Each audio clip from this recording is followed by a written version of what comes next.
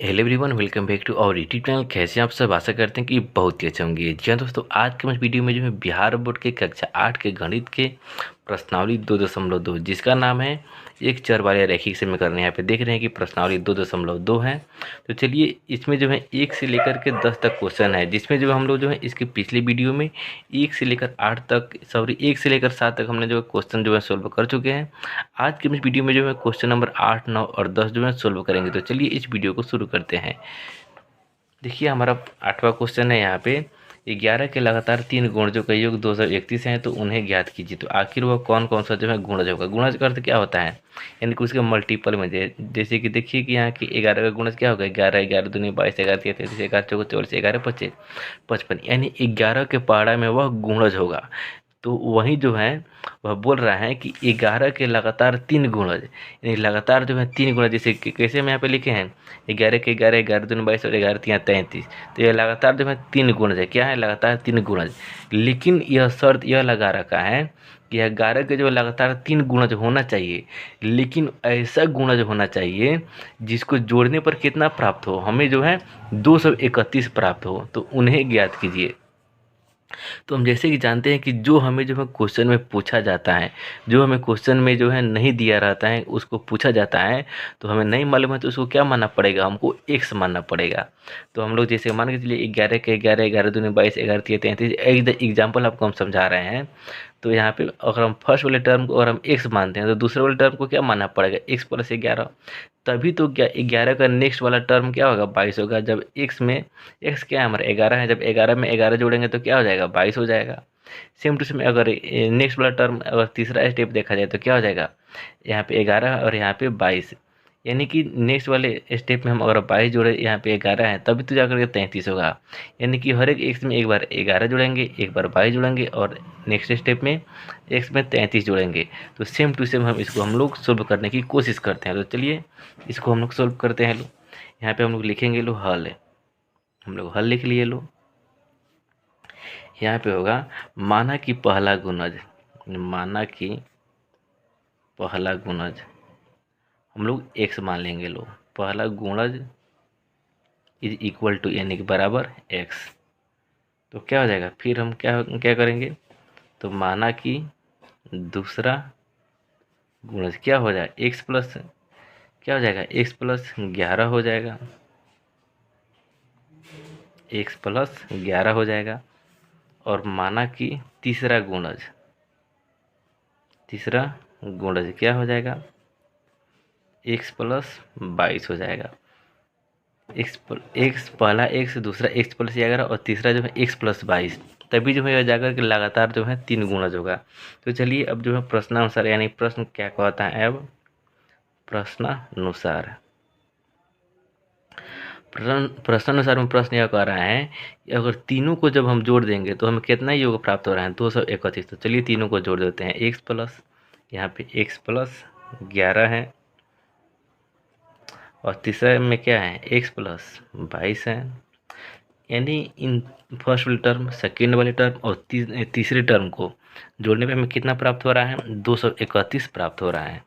तो चलिए इसको हम लोग जोड़ लेते हैं। लोग एक्स एक्स एक्स, 3 गो एक्स हो जाएगा तो 3x लिखेंगे। लोग जोड़ 11 और 22 को जोड़ेंगे तो कितना हो जाएगा? 33 जगह तो 33 लिख लेंगे। लोग बराबर में 231 है तो 231 लिख लेंगे। लोग अब देखिए यहाँ पे 3x को 3x रहने देंगे। लोग और यहाँ पे 33 और 231 क्या है?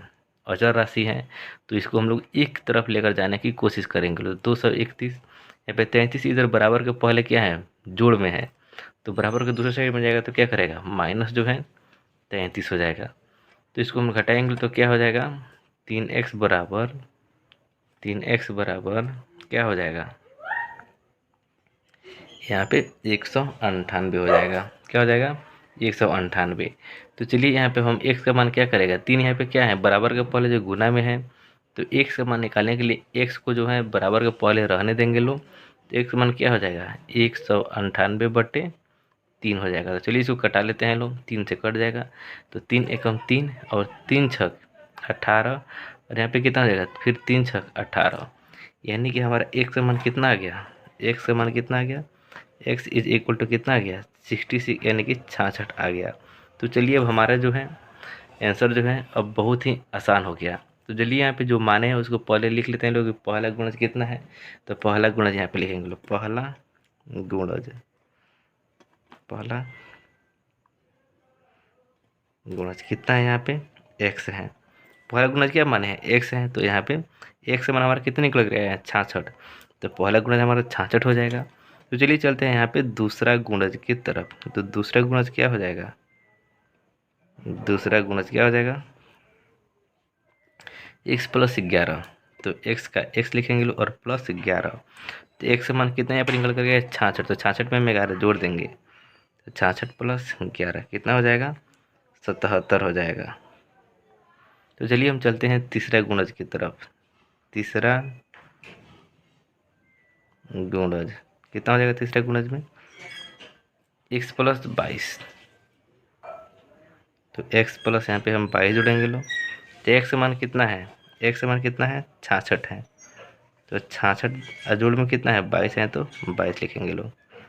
तो 6 2 8 और 6 2 8, यही क्या हो जाएगा हमारा, तीनों आंसर हो जाएगा। देख रहे हैं कि नहीं, यहाँ पे लगातार 11 का गुणा है कि नहीं, 11 6 66, 11 से 77, 11 8 88, यानी कि 11 का जो लगातार जो है 3 गुणा यही होगा, 11 66 होगा, 77 होगा और 88 होगा। तो चलिए चलते हैं हम क्वेश्चन नंबर 9 की ओर। देखिए ये रही आपकी स्क्रीन, मोबाइल की स्क्रीन पे क्वेश्चन नंबर 9। देखिए क्वेश्चन नंबर 9 जो है बहुत ही आसान क्वेश्चन है।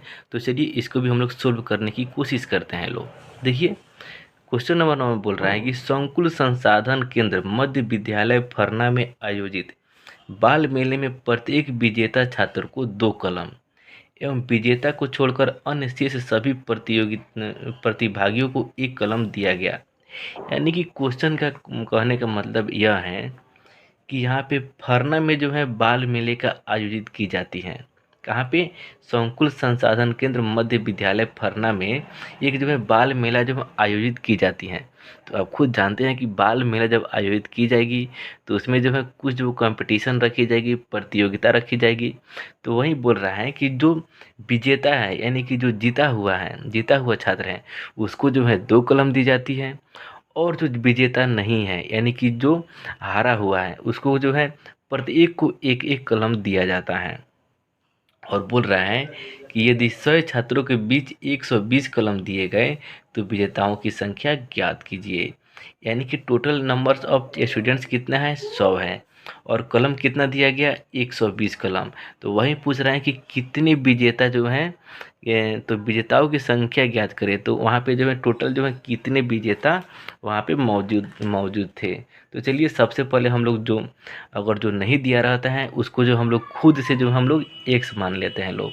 तो चलिए देखिए सबसे पहले हम यहाँ पे एक्स मान लेते हैं। तो आपको मालूम होना चाहिए कि विजेताओं की जब संख्या एक्स होगी तो विजेताओं को छोड़कर शेष अन्य की संख्या क्या हो जाएगी, यहाँ पे 100 माइनस एक्स, क्योंकि टोटल छात्र की संख्या कितनी है, 100 है। तो चलिए सबसे पहले इसको सोल्व करने से पहले हम लोग यहाँ पे हल लिख लेते हैं लोग, क्योंकि कोई भी क्वेश्चन सोल्व करने से पहले हम लोग सिस्टमेटिक तरीके से लिखते हैं लोग। तो सबसे पहले हम लोगों को जो एग्जामिनर होता है, कॉपी चेक करने वाला होता है, वह सभी पे ध्यान देता है कि स्टूडेंट्स जो हैं कितने पानी में है और क्या जानता है क्या नहीं जानता है। तो चलिए यहाँ पे हल लिख लिए लो और यहाँ पे लिखेंगे लो। यहाँ पे विजेताओं की संख्या ज्ञात करने के लिए पूछ रहा है। तो हमको जो इनकी इनकी जो संख्या में मालूम है नहीं, तो इनकी संख्या हम खुद से क्या मान लेंगे, एक्स मान लेंगे। तो लिखेंगे कि माना कि विजेताओं की संख्या, माना कि विजेताओं की विजेताओं की विजेताओं लिखिए या फिर विजेताओं छात्रों की लिखिए। विजेताओं छात्रों की संख्या कितना हो जाएगा, एक्स हो जाएगा। वहाँ पे तो एक विजेता होगा और जो है दूसरा क्या हो जाएगा, विजेताओं को छोड़कर अन्य सभी प्रतिभागियों की संख्या हम क्या मान लेंगे, 100 माइनस एक्स, क्योंकि टोटल कितना है, 100 है। टोटल कितना है, टोटल छात्र कितना है, 100 है। और विजेता की संख्या कितना है, विजेता की संख्या टोटल 100 है। विजेता की संख्या अगर जो है एक्स हो गया तो विजेता को छोड़कर अन्य सभी की संख्या कितना हो जाएगा, इन दोनों को क्या करेंगे, माइनस कर देंगे, तभी तो मालूम चलेगा। 100 माइनस एक्स यानी कि ये क्या हो जाएगा, यानी विजेताओं को छोड़कर अन्य की संख्या हो जाएगा। तो सेम टू सेम हम लोग यहीं करेंगे लो। तो यहाँ पे लिखेंगे लो विजेता को छोड़कर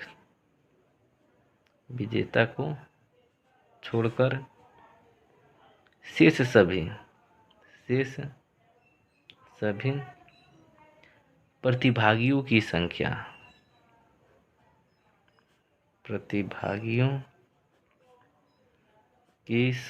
कितना हो जाएगा?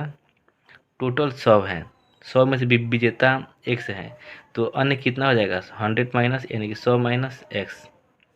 तो चलिए चलते हैं आप प्रश्नानुसार यानी कि प्रश्न के अनुसार कि आखिर जो है प्रश्न क्या बोल रहा है। कितना है? देखिए अब क्वेश्चन में यह बोल रहा है कि जो विजेता है, यहाँ पे देख रहे हैं विजेता छात्र को, यहाँ पे देख रहे हैं विजेता छात्र को 2 कॉलम दिया जा रहा है, विजेता छात्र को 2 कॉलम दिया जा रहा है। तो चलिए यहाँ पे विजेता की संख्या कितनी है? x है, और कॉलम कितना दिया जा रहा है? 2 कॉलम दिया जा रहा है।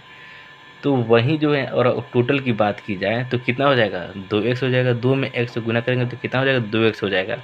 हम 2 में x में इसलिए गुना कर रहे हैं क्योंकि जो है यहाँ पे कुल कलमों की यहाँ पे संख्या दी जा रही है। जैसे मान के चलिए कि विजेता की संख्या अगर मान के चलिए अगर यहाँ पे 5 होती और विजेता की संख्या अगर यहाँ पे 5 होती, कितना विजेता की संख्या ऐसे अगर खुद से मान लीजिए विजेता की संख्या अगर 5 है, अगर जो है एक विजेता को अगर 2 कलम दी जा रही है, एक विजेता को 2 कलम दी जा रही है, तो कुल कलम कितना दिया जाएगा? तो विजेता को कुल कलम कितना दिया जाएगा? 5 दूनी कितना हो जाएगा? 10 कलम दिया जाएगा, 10 कलम दिया जाएगा।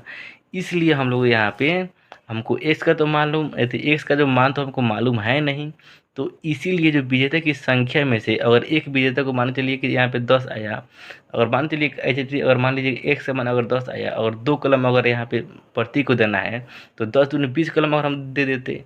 लेकिन यहाँ पे क्वेश्चन में यह बोल रहा है कि टोटल 120 कलम, इसीलिए हम क्या कर रहे हैं? 2 में इस x में गुना करेंगे तो टोटल कलम की संख्या हमको मालूम हो जाएगा कि टोटल कलम की संख्या कितनी जो है विजेता को दी गई। तो सेम टू सेम हम लोग क्या करेंगे? यहाँ पे 2 में x से गुना करेंगे तो क्या हो जाएगा? 2x। और यहाँ पे बोल रहा है, यहाँ पे क्या बोल रहा है? शेष सभी प्रतिभागियों को 1 कलम दिया गया। तो यानी कि जो शेष सभी प्रतिभागियों की संख्या है, संख्या में से जब एक कलम जितना कलम दिया जा रहा है उतने में जब गुना कर दिया जाएगा तो हमें टोटल कलमों की संख्या मालूम चल जाएगा कि कितने जो हैं जो विजेता को छोड़कर अन्य जितने प्रतिभागी हैं उन लोगों को कितने कलम दिया जा रहा है। तो चलिए यहाँ पे 100 माइनस एक्स, तो 100 माइनस एक्स में जब गुना करेंगे कितना से?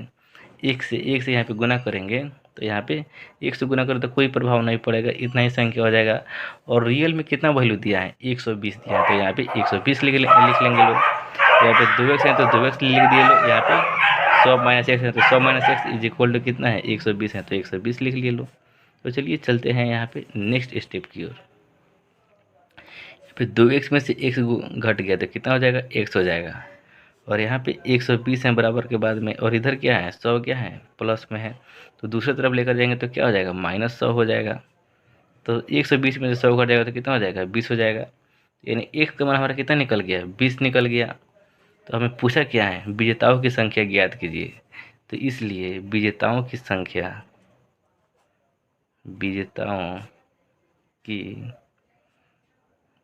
संख्या बराबर कितना है? यहाँ पे कितना माने हैं? x माने हैं, और x का मान कितना है? यहाँ पे x का मान कितना है? 20 आया है, तो x बराबर क्या हो जाएगा? 20। यही हमारा क्या हो जाएगा? उत्तर हो जाएगा, यानी कि आंसर हो जाएगा।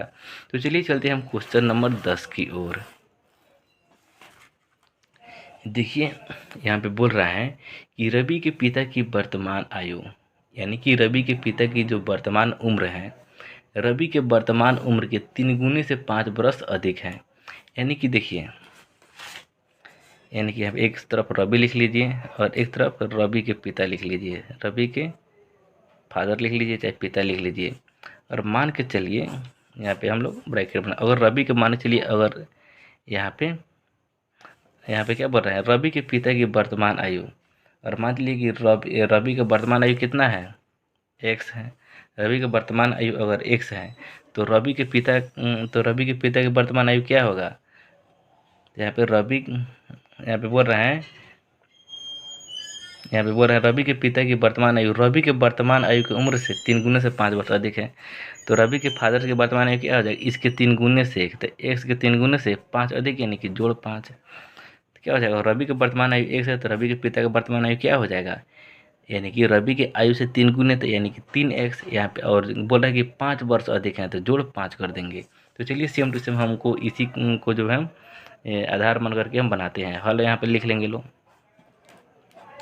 हल लिखने के बाद से यहाँ पे सबसे पहले क्या बोल रहा है, दोनों की वर्तमान आयु ज्ञात करें। दोनों की हमको क्या करना है, वर्तमान आयु हमें ज्ञात करना है। तो सबसे पहले जो रवि की जो है हमको क्या करना पड़ेगा, उसकी आयु को x मानना पड़ेगा। तो इसलिए लिखेंगे लो कि माना कि रवि की आयु को ही x क्यों मानेंगे लो, उसके पिता की आयु को x क्यों नहीं मानेंगे लो, क्योंकि यहाँ पे हमारे प्रश्न में, हमारे क्वेश्चन में यहाँ पे दिया हुआ है कि रवि के पिता की वर्तमान आयु, रवि के पिता की वर्तमान आयु कि Ravi father's age of Ravi father's जो हैं क्या है, रवि के वर्तमान उम्र से। तो रवि के वर्तमान उम्र से, जब रवि की जब वर्तमान जब उम्र को हमको कुछ ना कुछ मानना पड़ेगा, तभी क्या निकाल सकते हैं, रवि के पिता की वर्तमान आयु निकाल सकते हैं। तो क्या इसके वर्तमान आयु क्या बोला है यहाँ पे, रवि की आयु के, तो रवि की आयु के 3 गुने से 5 वर्ष अधिक। तो सबसे पहले हमको ये इसको तो x मानिए चाहे y मानिए चाहे फिर z मानिए, सबसे पहले रवि के वर्तमान आयु को मानना पड़ेगा। इसीलिए हम लोग यहाँ पे लिखेंगे लोग रवि की वर्तमान आयु। तो माना कि रवि का वर्तमान आयु कितना हो जाएगा, x वर्ष। इसलिए रवि के पिता का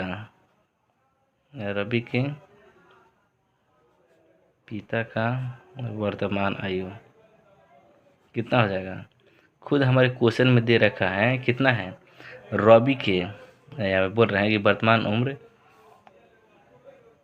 3 गुने से 5 वर्ष अधिक है। तो x के 3 गुना, तो x के 3 गुने कितना हो जाएगा, 3x हो जाएगा।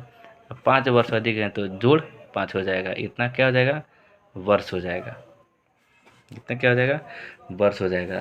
अब बोल रहे हैं क्या कि 5 वर्ष बाद उनकी उम्रों का योग 47 वर्ष होगा। तो देखिए ये है रवि के वर्तमान आयु और ये है रवि के पिता का वर्तमान आयु जो भी प्रेजेंट टाइम पे है। तो 5 वर्ष अधिक इनकी उम्र क्या हो जाएगा, मान के चलिए कुछ समय के लिए मान के चलिए यहाँ के रवि का आयु मान के चलिए कि 5 वर्ष है और उनके पिता का आयु मान के चलिए 30 साल है। और क्या है ये वर्तमान आयु, इसको मान लीजिए वर्तमान आयु मान लीजिए। अब 5 वर्ष बाद क्या हो जाएगा इन दोनों का आयु, 5 वर्ष बाद क्या हो जाएगा, 5 वर्ष बाद, अभी से 5 वर्ष, वर्तमान से 5 वर्ष बाद, यानी कि अभी से 5 वर्ष बाद क्या हो जाएगा, इस 5 में हम क्या जोड़ेंगे, 5 वर्ष अधिक हो जाएगा। और मान लीजिए वर्तमान में 30 है तो 30 को तो 30 होगा ही, लेकिन 5 वर्ष और अधिक जुड़ जाएगा, यानी कि 5 वर्ष बाद उनकी उम्र क्या हो जाएगा, रवि की उम्र क्या हो जाएगा, 10 वर्ष हो जाएगा और उनके पिता का आयु क्या हो जाएगा, 35 वर्ष हो जाएगा। तो सेम टू सेम यहाँ पे क्या है, इन दोनों की वर्तमान आयु है। तो 5 वर्ष बाद इनकी वर्तमान आयु क्या हो जाएगा, इसमें भी 5 जुड़ जाएगा और इसमें भी 5 जुड़ जाएगा। तो चलिए हम लोग लिखेंगे लोग कि प्रश्नानुसार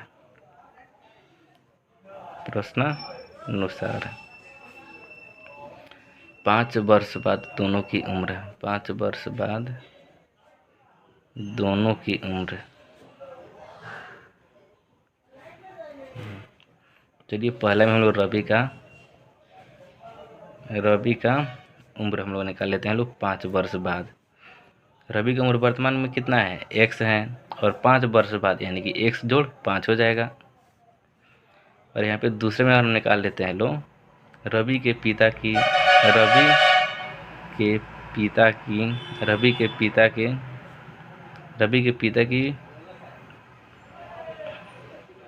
आयु, यानी कितना आयु है 5 वर्ष बाद, वर्तमान में कितना है 3x जोड़ 5 यानी कि 3x जोड़ 5 है। तो 5 वर्ष बाद कितना हो जाएगा, इसमें एक और 5 जोड़ देंगे तो कितना हो जाएगा, 3x जोड़ 10 हो जाएगा। सब क्या है यहाँ पे वर्ष में होगा, सभी क्या है वर्ष में है, तो यहाँ पे वर्ष लिख देंगे लोग। तो चलिए हम नेक्स्ट स्टेप क्या करेंगे लोग कि प्रश्नानुसार। तो यहाँ पे क्या बोल रहा है, 5 वर्ष बाद उनकी उम्रों का योग 47 वर्ष होगी। तो 5 वर्ष में रवि का उम्र और 5 वर्ष में रवि के पिता की उम्र, अगर इन दोनों को जोड़ देंगे तो कितना हो जाएगा? 47 वर्ष हो जाएगा। तो चलिए इन दोनों को हम लोग जोड़ देते हैं। लो फिर लिखेंगे लो प्रश्नानुसार।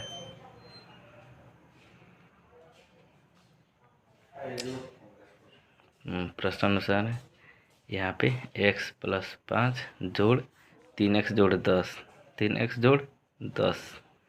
जब इन दोनों को उम्र को जब जोड़ देंगे तो कितना हो जाएगा? 47 वर्ष हो जाएगा। तो चलिए यहाँ पे x में और 3x जोड़ेंगे तो कितना हो जाएगा? 4x जोड़ 10 और 5 कितना हो जाएगा? 15 बराबर कितना हो जाएगा? 47 वर्ष हो जाएगा। तो चलिए यहाँ पे 4x को 4x यहाँ पे रहने देंगे लो, और इज इक्वल टू में 47 माइनस क्या करेंगे लो? 15 वर्ष करेंगे लो। तो 4x को 4x रहने देंगे लो, 7 में से 5 गया कितना हो जाएगा? 2 हो जाएगा, 4 में से 1 गया 3 हो जाएगा, सभी क्या हो जाएगा? वर्ष में हो जाएगा। यहाँ पे 4 क्या है? गुना में है, तो दूसरी तरफ जाएगा तो क्या क्या करेगा? 4 क्या है? इधर गुना में है, तो x का मान निकालने के लिए 32 में 4 क्या करेगा? भाग करेगा, क्योंकि 4 इधर गुना में है तो दूसरी तरफ जाएगा तो क्या करेगा? भाग करेगा। तो 4 एकम 4 और 4 अठे 32, यानी कि x का मान कितना आ गया? x इज इक्वल टू कितना हो गया? 8 वर्ष हो गया। x इज इक्वल टू 8 वर्ष हो गया।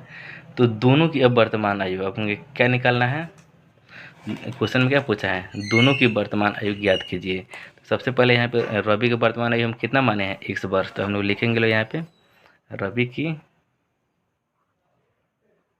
की वर्तमान आयु क्या माने हैं? 1 वर्ष। 1 वर्ष तो 1 से मान हम लोग कितना निकाले हैं? 8। तो क्या हो जाएगा? 8 वर्ष, यानी रवि के वर्तमान आयु कितना हो जाएगा? 8 वर्ष। अब लिख लो रवि के पिता की वर्तमान आयु। रवि के पिता